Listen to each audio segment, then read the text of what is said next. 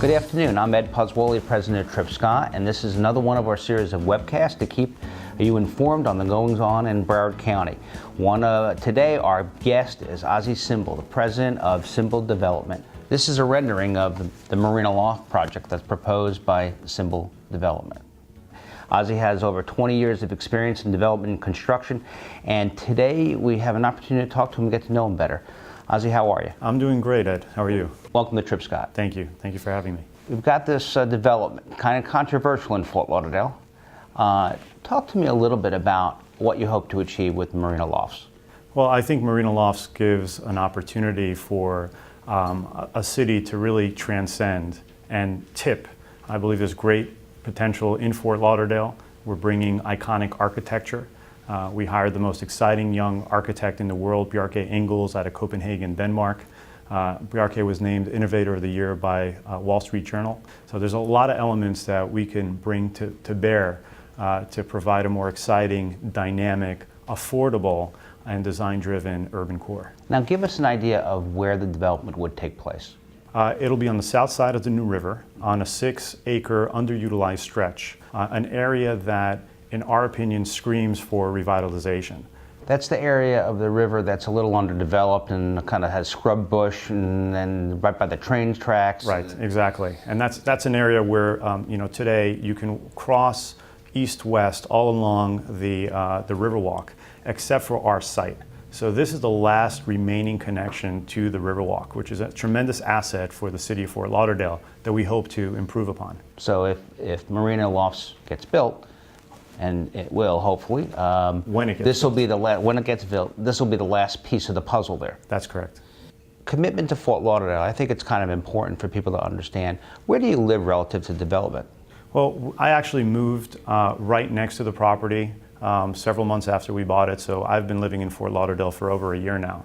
And I did that because we view ourselves as creators of communities, and we are holistic developers. So it's important for me personally to be part of the community, to walk the community both during the day and at night, and also see what our community needs. And that's how we came up with Marina Lofts after talking to over 1,000 people in our community, and the product is a result of that discussion. So describe for us what you hope to have at Marina Lofts. The project is residential? Yes, rentals. Rentals. And affordable luxury rentals, meaning most people who are working in downtown should be able to afford it. So rents are starting at $1,100 a month. Most of the units will be under $2,000 a month. And for $2,000 a month or less, you can both rent a unit at Marina Lofts and have a boat there. Wow, and so you utilize the river as the backdrop. Yes. How do you incorporate the river inside of your planning for the project? Well, we've carefully worked around the existing maritime uses. Our goal is to enhance and celebrate the marine uses because we realize how important that is to the city of Fort Lauderdale, to Broward County. The marine industry is the largest generator of jobs. It has a major economic impact on the city, on the county. So we're really honoring that and promoting that by keeping most of the boat slips, keeping them open to the public, keeping all of the businesses, including the marine-related businesses, the water taxi service that we're going to highlight and promote as a primary means of public transportation. Also boat repair, as well as the Freedom Boat Club, which allows you to rent boats without needing to own one. So you're accentuating the Venice of the United States. That's what it's all about. There's a little bit of controversy dealing with the rain tree that's on the site now. What's the plan for that? Well, I believe as a developer, we have a moral and ethical responsibility to leave our environment in better shape than we found that. So that's why we're preserving our rain tree along with over 70 other mature trees on the site. We're creating a LEED certified building, which is a green building, with green roofs and living walls on the facades, and creating over an acre of public landscape space. Now we've hired a team of world-renowned tree preservationists, the chief arborist from the Fairchild Tropical Garden, right, as well as a company called Environmental Design.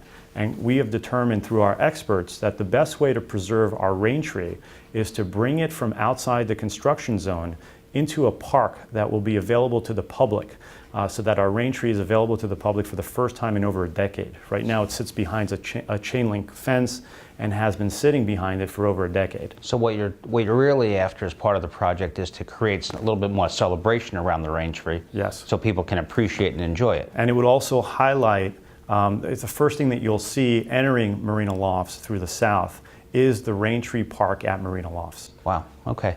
So talk to me a little bit about the economic impact you believe the project will bring to the area.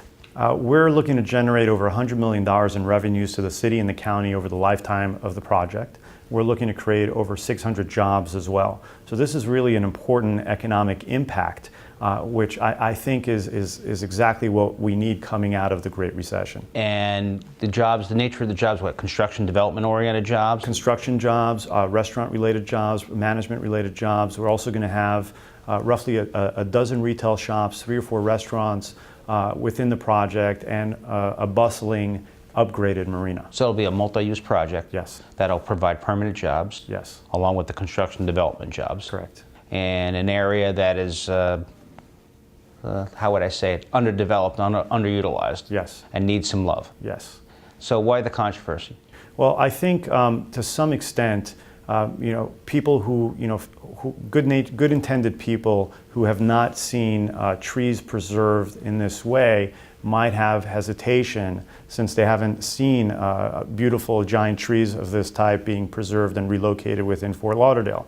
The truth of the matter is it's done around the world all the time. Right. And our experts have a 100% success rate at relocating giant trees of this type. They've also been featured on the History Channel and the Discovery Channel for their successful tree preservations and relocations. They've saved the only tree that survived the 9/11 terrorist attacks.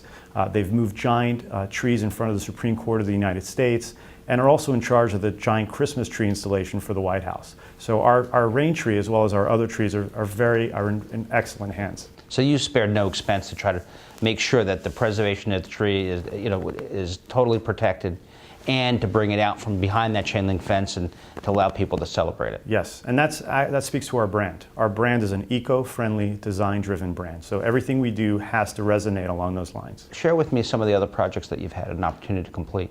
I have roughly about $1 billion in development and construction experience in LA, New York, Miami. Most recently, we developed an 1.5 acres in the Wynwood area in Miami before that area started to evolve the way it has.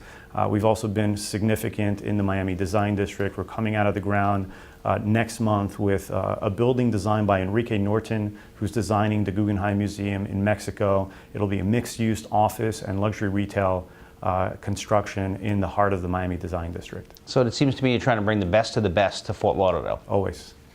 Well, I appreciate it, and I wish you the best of luck, and I appreciate you this afternoon sharing a couple of minutes with us. Thank you very much. Thank you.